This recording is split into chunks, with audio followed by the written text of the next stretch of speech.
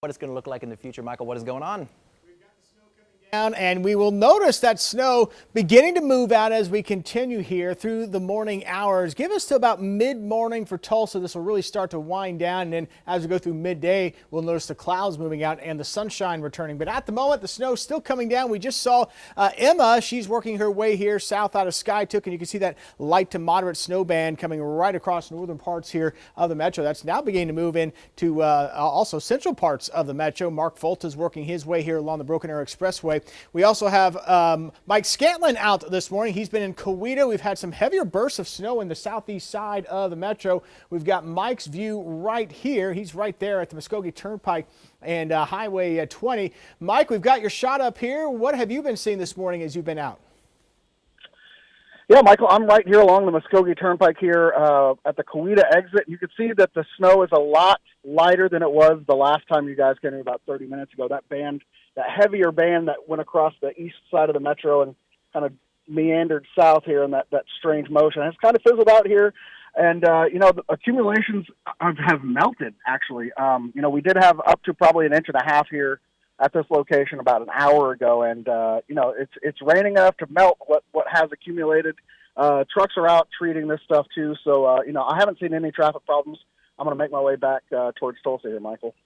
Well, I appreciate that, Mike, and that's incredible to see that snow just disappear like that, but that's what the warm ground will do, and our temperatures have been borderline this morning as well, near or even above freezing, so that's also helping with the melting process. And you can see there on Mike's shot that we've got, again, a lot of the wet roads out there, but thankfully most of the roads have been okay. But if you get underneath one of those heavier bursts, the snow can accumulate faster than it can melt, and so you may get some slushy roads in some spots. And you can see some of these heavier bursts here from Grove down to around Jay as you head back down to around Tahlequah. And again, we've got that light to moderate snow coming down here, and that's going to work its way back here into the metro. So there's a chance we could still add a little bit into the metro with what we've already seen so far. Now, again, it's kind of a hodgepodge with the amounts this morning. It's the luck of the draw where some of these heavier bursts have lined up to give us some heavier accumulations where we have seen them. Most of us, though, probably not a whole lot where you are, but if you were underneath one of those heavier bursts, you picked up a bit of snow, and as Mike was saying, he said about 1.5 inches there briefly in Coweta before it melted away.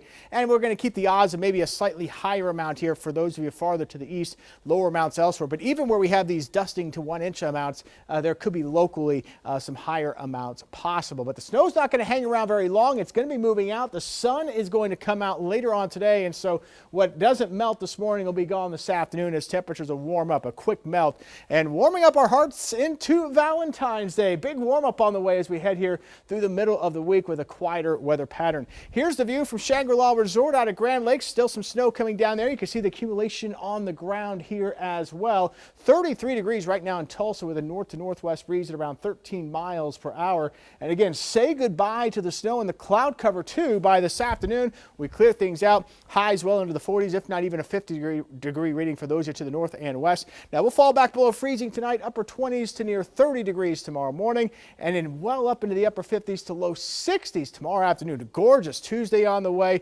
Warmest day of the week will be on Valentine's Day, 67 on Wednesday. Another cold front's going to cool us down as we head into the weekend. Slight chance we get a shower with that on Friday, but it doesn't look like it would be anything very heavy, but then we'll probably start to warm it right back up into next week.